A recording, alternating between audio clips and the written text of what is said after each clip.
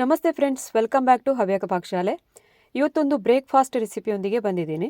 ಕಲ್ಲಂಗಡಿ ಹಣ್ಣಿನ ಸಿಪ್ಪೆಯನ್ನು ಬಳಸ್ಕೊಂಡು ರೊಟ್ಟಿಯನ್ನು ಹೇಗೆ ಮಾಡೋದು ಅಂತ ಇವತ್ತಿನ ವಿಡಿಯೋದಲ್ಲಿ ನೋಡ್ಕೊಂಡು ಬರೋಣ. ಮಕ್ಕಳಿಗೆ ಟಿಫಿನ್ಗೆ ಕೂಡ ಈ ರೊಟ್ಟಿಯನ್ನು ಹಾಕ್ಕೊಡ್ಬೋದು. ಹಾಗಾದರೆ ಹೇಗೆ ಮಾಡೋದು ಅಂತ ನೋಡೋಣ. ಇಲ್ಲಿ 2 ಕಪ್ ಆಗುವಷ್ಟು ಬೆಳ್ತಿಗೆ ಅಕ್ಕಿನ ತಗೊಂಡಿದ್ದೀನಿ. ಇದನ್ನು ನೀರಲ್ಲಿ ಒಂದು 3 ರಿಂದ 4 ಸರಿ ಚೆನ್ನಾಗಿ ತೊಳ್ಕೊಂಡು ನೆನೆ ಹಾಕಬೇಕು 3 ಗಂಟೆಗಳ ಕಾಲ. ಇನ್ನು ಕಲ್ಲಂಗಡಿ ಹಣ್ಣಿನ ಸಿಪ್ಪೆಯನ್ನು ತೆಕ್ಕೊಂಡು ಅದರ ಹೊರಗಡೆಯ ಕಪ್ಪಾಗಿರುವ ಭಾಗವನ್ನೆಲ್ಲ ನಾವು ಚಾಕುವಿನ ಸಹಾಯದಿಂದ ನೀಟಾಗಿ ತೆಕ್ಕೊಳ್ಬೇಕು. ನಾವು ತಗೊಂಡಿರುವ 2 ಕಪ್ ಅಕ್ಕಿಗೆ ಅರ್ಧ ಕಲ್ಲಂಗಡಿ ಹಣ್ಣಿನ ಸಿಪ್ಪೆಗಳು ಸಾಕಾಗತ್ತೆ. ಇದೇ ತರಹನೇ ನಾವು ಪ್ರತಿಯೊಂದು ಸಿಪ್ಪೆಯ ಹೊರಗಿನ ಕಪ್ಪಾಗಿರುವ ಭಾಗವನ್ನೆಲ್ಲ ನೀಟಾಗಿ ಚಾಕುವಿನ ಸಹಾಯದಿಂದ ತೆಗೆದಿಡಬೇಕು.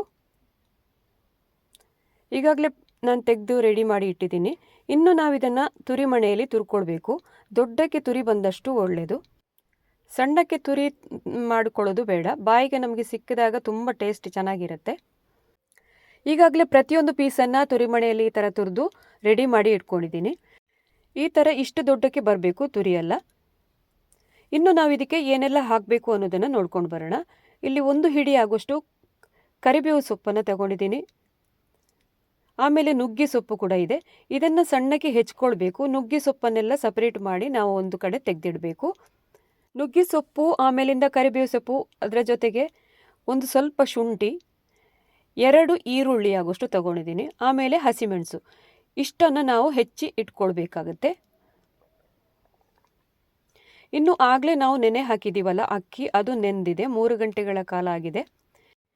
ಇನ್ನು ಇದನ್ನು ಮಿಕ್ಸಿ ಜಾರಲ್ಲಿ ನಾವು ಹಾಕಬೇಕು. ಇನ್ನು ಇದಕ್ಕೆ ಏನೆಲ್ಲ ಮಸಾಲೆ ಪದಾರ್ಥಗಳನ್ನು ಹಾಕಬೇಕು ಅಂತ ಒಂದ್ಸಲಿ ನೋಡ್ಕೊಂಡು ಬರೋಣ.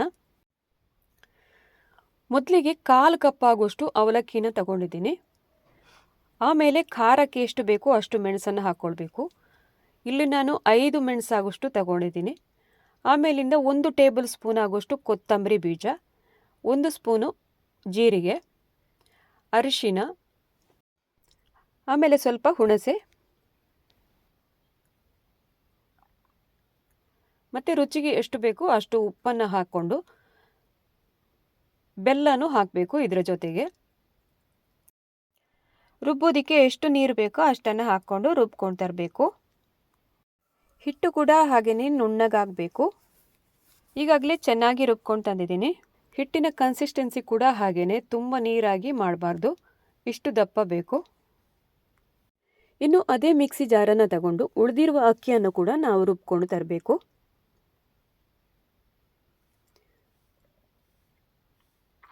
ಅದಕ್ಕೆ ಕೂಡ ಹಾಗೆಯೇ ಆಗ ಅವಲಕ್ಕಿ ಹಾಕಿರೋ ಥರ 1/4 ಕಪ್ ಆಗುವಷ್ಟು ಅವಲಕ್ಕಿ ಇದಕ್ಕೆ ಕೂಡ ಹಾಕಬೇಕು.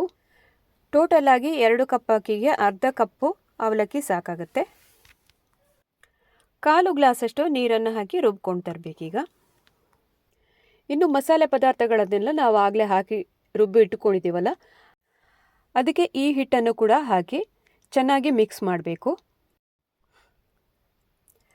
ಮಿಕ್ಸ್ ಸರಿಯಾಗಿ ಆದ ನಂತರ ಇನ್ನು ನಾವಿದಕ್ಕೆ ಹೆಚ್ಚಿಟ್ಟಂತಹ ಕರಿಬೇವು, ನುಗ್ಗೆ ಸೊಪ್ಪು, ಶುಂಠಿ, ಈರುಳ್ಳಿ, ಆಮೇಲಿಂದ ಹಸಿಮೆಣಸು ಇವೆಲ್ಲವನ್ನು ಹಾಕಿ ಆದ ನಂತರ ಕೊನೆಯಲ್ಲಿ ತುರಿದಿಟ್ಟಂತಹ ಕಲ್ಲಂಗಡಿ ಹಣ್ಣಿನ ಸಿಪ್ಪೆಯ ತುರಿಯನ್ನು ಕೂಡ ಇದರ ಜೊತೆಗೇ ಹಾಕಬೇಕು.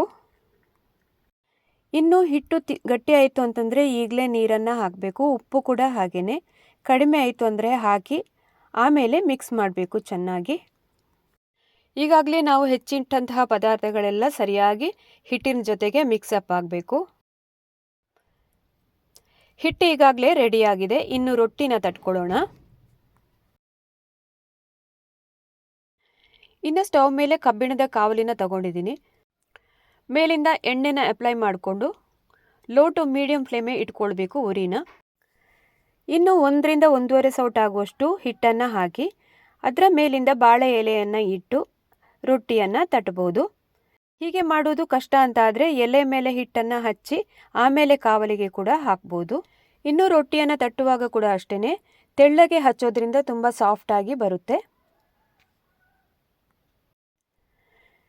ಇನ್ನು ಇದರ ಮೇಲಿಂದ ಮುಚ್ಚಳನ ಮುಚ್ಚಿ 2 ನಿಮಿಷಗಳ ಕಾಲ ಹಾಗೆ ಬೇಯೋದಕ್ಕೆ ಬಿಡ್ತೀನಿ.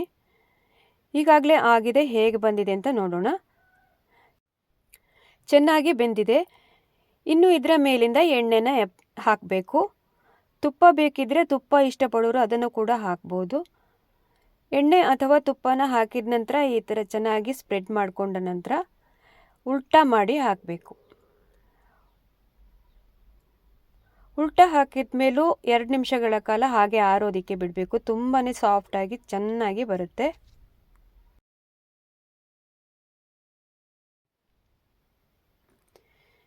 ಇದು ಈಗ ಆಗಿದೆ. ತೆಗೆದಿನ್ನು ತಟ್ಟೆಗೆ ಹಾಕಬೇಕು. ಇನ್ನೊಂದು ಕೂಡ ಅದೇ ಥರನೇ ಮಾಡ್ತಾ ಇದ್ದೀನಿ.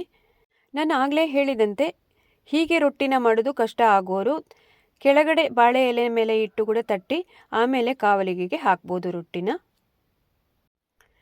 ತೆಳ್ಳಗೆ ಹಚ್ಚಿದರೆ ತುಂಬ ಒಳ್ಳೆಯದಾಗುತ್ತೆ, ಸಾಫ್ಟಾಗಿ ಬರುತ್ತೆ. ಬೆಳಗಿನ ಹಿಟ್ಟು ಜಾಸ್ತಿ ಆಯಿತು ಉಳಿಯಿತು ಅಂತಂದರೆ ಫ್ರಿಜ್ಜಲ್ಲಿ ಇಟ್ಟು ಸಂಜೆ ಕೂಡ ಇದನ್ನು ರೊಟ್ಟಿ ಮಾಡಿ ತಿನ್ಬಹುದು. ಸ್ಕೂಲಿಗೆ ಮಕ್ಕಳಿಗೆ ಟಿಫಿನಿಗೆ ಕೂಡ ಇದನ್ನು ಹಾಕಿ ಕೊಡ್ಬೋದು. ಮಧ್ಯಾಹ್ನ ತನಕ ಸಾಫ್ಟಾಗಿರುತ್ತೆ. ಇನ್ನು ಅಕ್ಕಿ ಜೊತೆಗೆ ರುಬ್ಬುವಾಗ ತೆಂಗಿನಕಾಯಿ ತುರಿನ ಕೂಡ ಹಾಕಿ ರುಬ್ಬೋದು. ಇನ್ನು ಇದನ್ನು ಹಾಗೇ ತಿನ್ನೋದಕ್ಕೂ ತುಂಬಾ ಚೆನ್ನಾಗಿರುತ್ತೆ. ಅಥವಾ ಕಾಯಿ ಚಟ್ನಿ ಮಾಡ್ತೀರಂದರೆ ಅದು ಕೂಡ ಒಳ್ಳೆಯದಾಗುತ್ತೆ. ಅಥವಾ ಟೊಮೆಟೊ ಸಾಸ್ ಕೂಡ ಇದಕ್ಕೆ ಕಾಂಬಿನೇಷನ್ ತುಂಬ ಚೆನ್ನಾಗಿರುತ್ತೆ. ಕಲ್ಲಂಗಡಿ ಹಣ್ಣಿನ ಸಿಪ್ಪೆಯಿಂದ ರೊಟ್ಟಿಯನ್ನು ಹೇಗೆ ಮಾಡೋದು ಅಂತ ನೋಡ್ಕೊಂಡು ಬಂದ್ರಿ ಅಲ್ಲ ಫ್ರೆಂಡ್ಸ್. ಮನೆಯಲ್ಲಿ ನೀವು ಇದನ್ನು ಟ್ರೈ ಮಾಡಿ ನೋಡಿ, ತುಂಬಾ ಚೆನ್ನಾಗಿರುತ್ತೆ. ವಿಡಿಯೋನ ಎಲ್ಲ ಕಡೆ ಶೇರ್ ಮಾಡಿ ಸಪೋರ್ಟ್ ಮಾಡಿ. ಹಾಗೆಯೇ ನಿಮ್ಮ ಅನಿಸಿಕೆ ಅಭಿಪ್ರಾಯಗಳನ್ನು ಕೂಡ ನನಗೆ ಕಮೆಂಟ್ ಬಾಕ್ಸಲ್ಲಿ ತಿಳಿಸೋದನ್ನು ಕೂಡ ಮರಿಬೇಡಿ. ಮುಂದಿನ ಇನ್ನೊಂದು ರೆಸಿಪಿಯೊಂದಿಗೆ ನಾನು ನಿಮ್ಮನ್ನು ಭೇಟಿಯಾಗ್ತೀನಿ ಅಂತ ಹೇಳ್ತಾ ಧನ್ಯವಾದಗಳು.